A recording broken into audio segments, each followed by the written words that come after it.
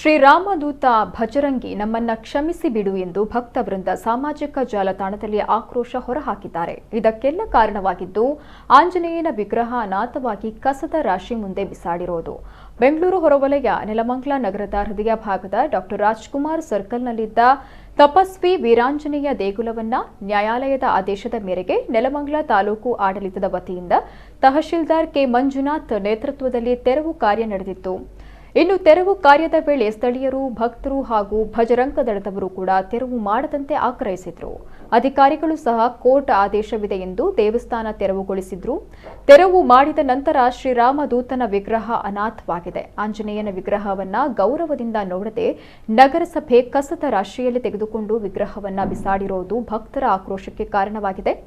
ನೆಲಮಂಗಲ ನಗರದ ಕಸವನ್ನ ಎಸೆಯುವ ಜಾಗದಲ್ಲಿ ಆಂಜನೇಯ ಸ್ವಾಮಿಯ ವಿಗ್ರಹವನ್ನ ನೋಡಿದ ಭಕ್ತರು ಸಾಮಾಜಿಕ ಜಾಲತಾಣದಲ್ಲಿ ಪೋಸ್ಟ್ ಮಾಡುವ ಮೂಲಕ ಕ್ಷಮಿಸಿ ಬಿಡು ಭಜರಂಗಿ ಅಂತ ತಾಲೂಕು ಆಡಳಿತದ ವಿರುದ್ಧ ಆಕ್ರೋಶ ಹೊರಹಾಕಿದ್ದು, ಅಧಿಕಾರಿಗಳೇ ನಿಮಗೆ ಶ್ರೀ ವೀರಾಂಜನೇಯನ ಶಾಪ ನಿಮ್ಮನ್ನ ತಟ್ಟದೆ ಬಿಡೋದಿಲ್ಲ ಅಂತ ಆಕ್ರೋಶ ಹೊರಹಾಕಿದ್ದಾರೆ.